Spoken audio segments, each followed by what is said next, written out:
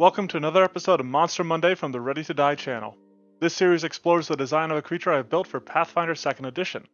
The stat block for this creature can be found over on the Monster Monday blog, as well as the Twitter and Discord, all of which are linked below. Ladies and gentlemen, we are back to the wonderfully wild world of Dauntless, to build the fearsome fungal foe, the Fenroar. This creature is the result of an Embermane, a creature that I haven't built, becoming infected and altered by the spores of an Agaris, another creature that I haven't built. While there are other spore-struck behemoths, the Fenroar takes it a step further, developing into an entirely new species as these spores change them. Within Dauntless, the Fenroar is found on the Underwald Defile, an island that ranges from levels 13 to 16, which led to building this botanical beastie as a level 14 monster. Like many of the other behemoths of its setting, it is an animal at its core, but the agaric spores infecting it have also granted it the fungus and plant traits. Armed with an array of movement abilities, including one that allows it to maneuver in a very unique pattern, the Fenroar is built as a sort of skirmisher. Fittingly, it uses an extreme dexterity while still wielding a high strength, packing some power into its punches. It has a moderate constitution and a low wisdom, but has that big deficit to intelligence due to being an animal. The lore of the Fenroar seems to suggest that it is a hunter, leading to a high perception score, as well as a moderate stealth so that it can prowl upon prey. The cinematic scene for the Fenroar shows it hunting in the dark, encouraging the decision to grant it dark vision, and it also has tremor sense, since we do see it burrowing and charging through the earth in the course of hunting it. That agility and speed lends itself well to a high armor class, as it dodges and darts out of the way of danger.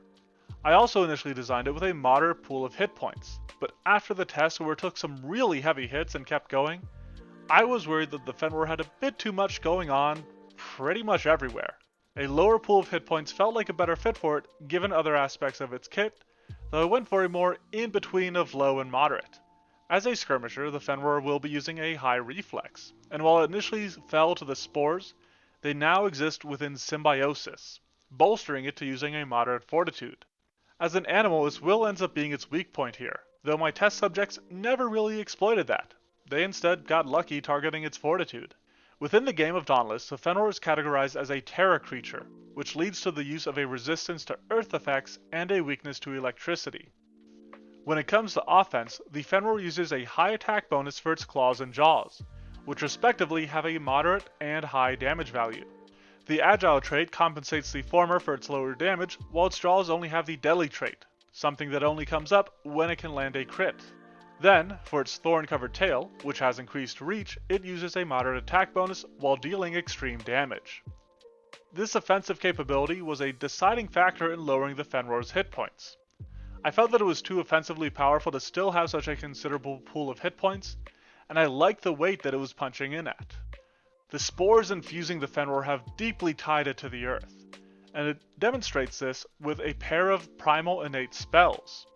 In-game, it will make allies by forming stone walls, but I wanted to see that gain a bit more of a defensive use, leading to me giving it the Wall of Stone spell.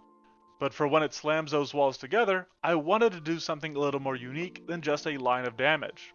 So rather than making an ability for it, I gave the Fenroar the Grasping Earth spell. It takes some reflavoring, but I like envisioning this as the walls pressing and trapping enemies between them. Its Wall of Stone doesn't need to worry about a spell DC, but it has a high DC for its Grasping Earth spell. The Fenroar has a lot of mobility packed into its kit, and the most distinctive form of it is its ability to create floating islands that it can stand and leap upon. This is represented in its stone steps, which I had to figure out a way to make work action-wise. For this to actually be useful, it had to be one action, and it had to allow the Fenroar to get on the stone as part of the action. If you had to waste 2 actions to set up the stone and get on it, most people aren't going to use this. The Fenroar is limited to a slow ascension with it, going up to 15 feet in a single turn at best, unless it starts at a higher position. This vertical movement gives the Fenroar some very unique maneuverability, though these steps are temporary. I'm not sure if they deal damage in Dauntless when they fall, but it makes sense for the crumbling stones to hurt whoever's under them. As more of a side effect than the intent, it only uses a moderate DC and deals damage as an unlimited use area effect. The intent isn't really to have them dealing damage, and they're suitably difficult to land.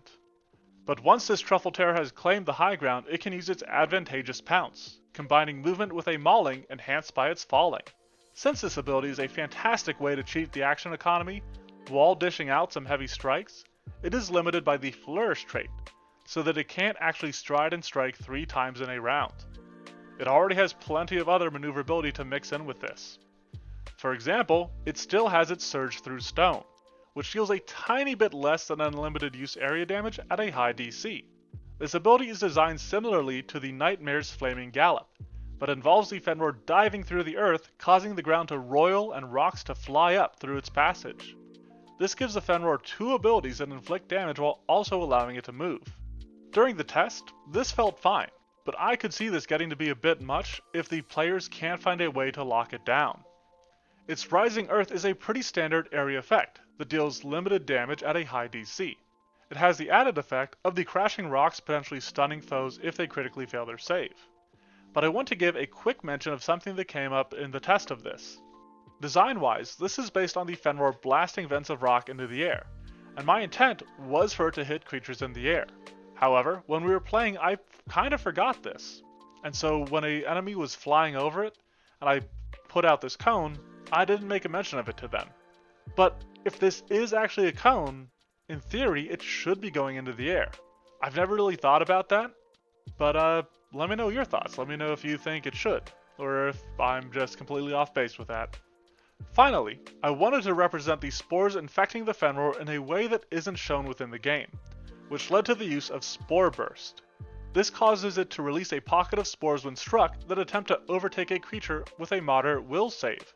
However, unlike the complete transformation the Fenroar had, failure simply makes the enemies confused for a round, which led to some fun interactions.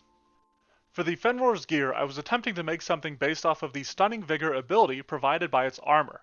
This was tough to figure out, and I thought about maybe doing something based off of inflicting a condition that triggered it, but I was struggling to figure out a way to make that work within the lore of the game, especially when it came to how the actual armor did that. What I ended up doing was making an armor that requires you to come into contact with the enemy through the use of the athletics actions. Even then, I still couldn't settle on how much health it should provide, but saw other effects that grant temporary HP based off of a target's level, and went with a similar idea. But from Cap to Mycelium, we have now covered the Fenroar. This fungal fiend flies at foes with floral ferocity, favoring finesse in its fearsome frenzy. I do wish Dauntless had some lower level creatures for me to work with, but this was a fun guy to dig up.